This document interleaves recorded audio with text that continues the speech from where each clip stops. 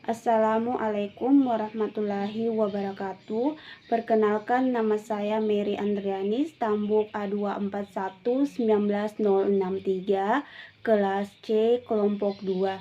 Baik, saya akan menjelaskan percobaan 2, yaitu titik beku parafin. Pertama-tama saya akan menjelaskan teori singkat.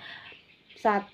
Parafin. Parafin atau sering disebut dengan lilin parafin, yang sering ditemukan sebagai zat padat, putih, tidak berbau, tawar. Lilin dengan titik leleh yang khas sekitar 46-68 derajat Celcius dan memiliki kepadatan sekitar 0,9 gram. Hal ini tidak dapat larut dalam ether, benzena, maupun beberapa ester. Parafin tidak dapat dipengaruhi kimia. Lilin parafin sangat baik digunakan dalam menyimpan panas. Yang kedua yaitu titik didih dan titik beku. Titik didih adalah suhu yang dicapai suatu zat cair ketika mendidih, yang ditandai dengan adanya gelembung-gelembung uap. Gelembung-gelembung uap ini timbul karena tekanan air sama atau lebih besar daripada tekanan luar.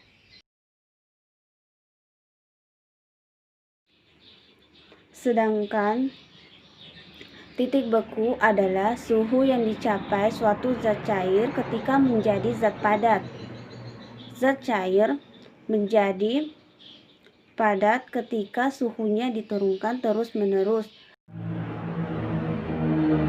Selanjutnya, teori asas Black dan perpindahan kalor. Asas Black adalah salah satu teori yang digunakan dalam ilmu termodinamika. Bunyi asas Black adalah jika dua zat dicampur, banyak kalor yang dilepas. Suatu zat yang suhunya tinggi sama dengan kalor yang diterima yang suhunya lebih rendah. Perpindahan kalor ada 3. Pertama, perpindahan konduksi, yang dimana perpindahan kalor yang melewati suatu zat perantara namun tidak disertai dengan perpindahan. Yang kedua, perpindahan konveksi, yaitu perpindahan kalor yang melewati suatu zat perantara dan perpindahan.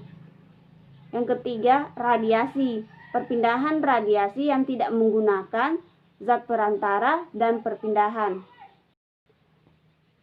Selanjutnya, teori perubahan wujud benda. Perubahan wujud benda terjadi karena benda menerima ataupun melepas kalor.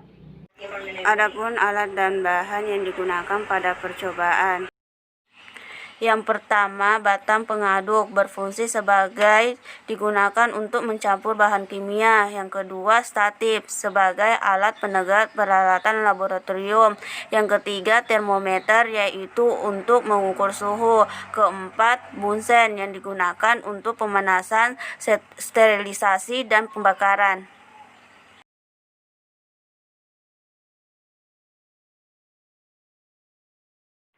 Yang kelima, tabung reaksi, berfungsi sebagai wadah penampung reaksi kimia. Yang keenam, stopwatch, berfungsi mengukur lamanya waktu dalam percobaan. Yang ketujuh, kertas grafik, yang berfungsi untuk menemukan konstanta yang menghubungkan beberapa besaran satu sama lain.